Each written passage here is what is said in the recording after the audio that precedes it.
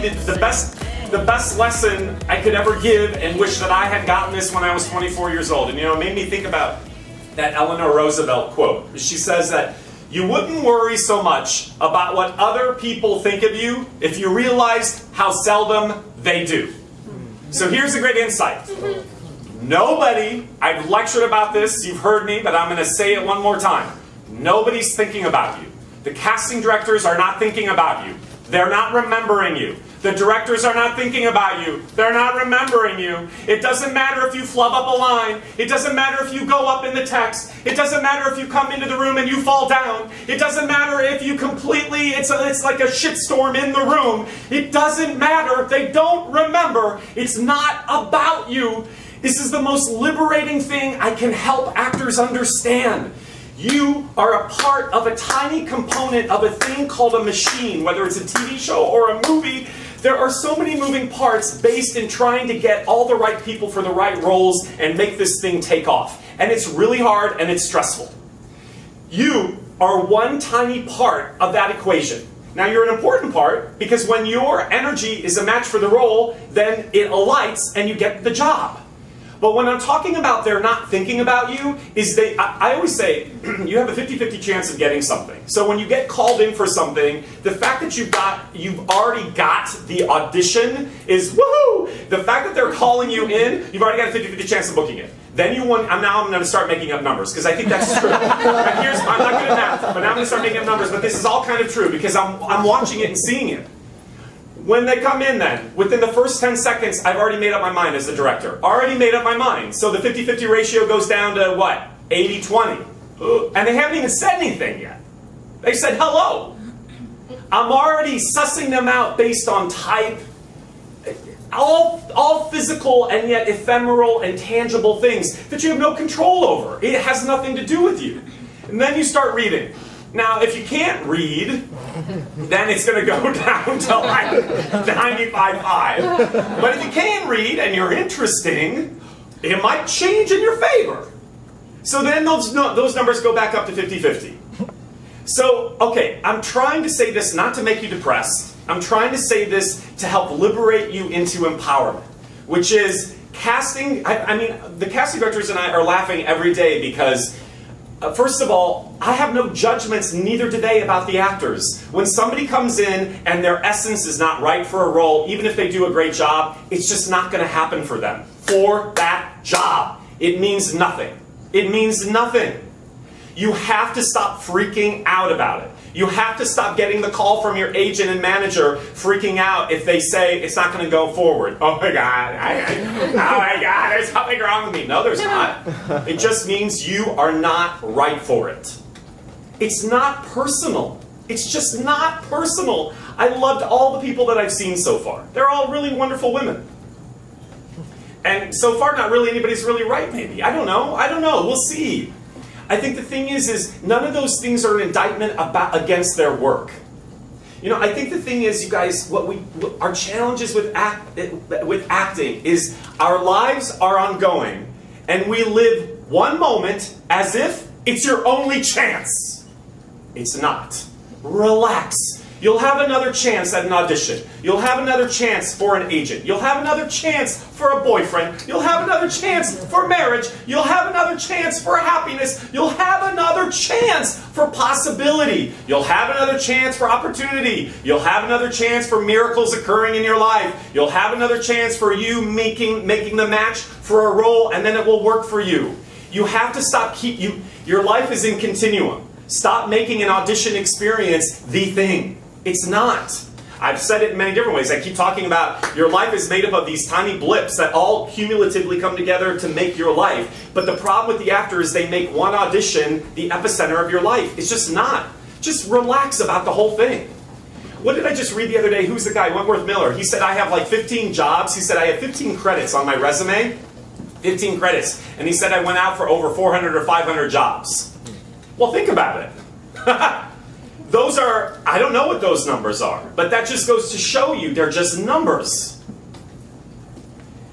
You know, the casting director today said something that I think is amazing. It's everything that I'm teaching. We see it in the room. She says, if you come in and the actor just tells your story, Just tell me your story through the work. Then we'll believe you. That's it. But actors don't want to do that. Again, the thing that they keep teaching. Listen, here's another light bulb. There is no magic audition pill. There isn't. There's no such thing. The magic acting audition class. Sorry, no such thing. You know what? People came in and they executed everything perfectly. Not going to happen. Some people came in and did all the lines perfectly. It's not going to happen. Some people came in and mapped it all out. You could see them mapping it all out. It's not going to happen. Some people came in and self-generated because they just knew that script so well. It's not going to happen. The only people we respond to were real human beings having a real moment-to-moment, again, moment-to-moment, real, visceral, tangible, emotive experience. That's it. That's your job. You all can do that. You have to be brave enough to do it your way. Because again, they don't know what way that is. You be willing to be brave enough to tell your story, and we'll be like, who is that? Now again, that not necessarily will mean you're going to get the job, because we may be like, she's still not right for this, or he's still not maybe quite right for that. He's too young for that. But if you do something really great, then you can start thinking about you in another role, or for something else that they're casting. You guys, you wouldn't worry so much about what others think of you if you realized how seldom they do. I've said this 1,000 times. On a daily basis, who do you most often think about? Myself. Yourself. You selfish bastards. No, yourself. So what do you think everybody else is thinking about? Themselves. So get over it. Your boyfriend is not sitting at home with a picture of you. Oh my God. It's just not happening. That's very liberating. Yes, it's not. No, it's not happening. Really? He carries it with him. No, it's not happening. It's not happening. Here's the other insight. Some of you may be like, well, I don't always think about myself. I think about my kids, or I think about my lover, or I think about my parents. Sure you do. But think about it. You think about them vis-a-vis your own needs, your fears, your desires, your hopes, your fantasies. You see, Rachel's a mom. She gets it. It's all vis-a-vis self. So, I'll end with this. You have to be more selfishly oriented in the room. And when I mean selfishly oriented, that means your job is to go in and show me how you want to do it. If you do that, you will be remembered. It won't mean that you're going to get the job, but you will be remembered. But that takes balls, because most people just want to do it the way they think the casting directors are wanting them to do it. Nobody knows how they want them to do it. I've said it 1,000 times. Can we please finally be liberated from, there is no magic pill in auditioning. The magic is you. That's the magic. Is you. You each inherently have something to contribute. And it's I think if you just already shift the paradigm, everything that I'm teaching is about bending paradigms to open new space for new insight. That's evolving our consciousness in life and in our approach to creativity. So if you could even just think of auditions not as an audition, it's your opportunity to come in and show me, the casting director, the agent, whatever, this is how I would do the role. This is how I want to do it. This is what feels good for me. Then I'll be like, wow. They're trying to solve a huge problem. It's called casting. I don't know how they do it. I'm literally like, my face is melting off and I'm watching it. I don't know how they do it. I don't know how they do it. I don't know how casting directors do it. They see thousands of actors. And so if you just start to orient yourself toward, they have a huge problem and I can be their answer. I am their answer, actually. I am their answer. If my essence is the match to what they're looking for, I am the answer for that day. That's it. That's the magic of it. A lot of people made mistakes. And listen, I teach acting, so you think I would be hypersensitive to that. I'm not. Nobody notices it. Nobody notices it. Nobody does. Even one girl at one point said, I'm sorry, in the middle of the scene, because she messed up. And then she took a moment and then continued on. And then, okay, then we just continued on. No, it was not World War III.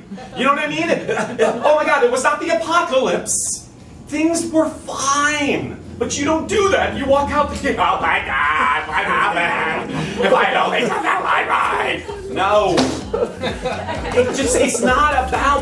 It's not about the minutia. That's what I'm trying to get you to get. It's about the overall essence and commitment.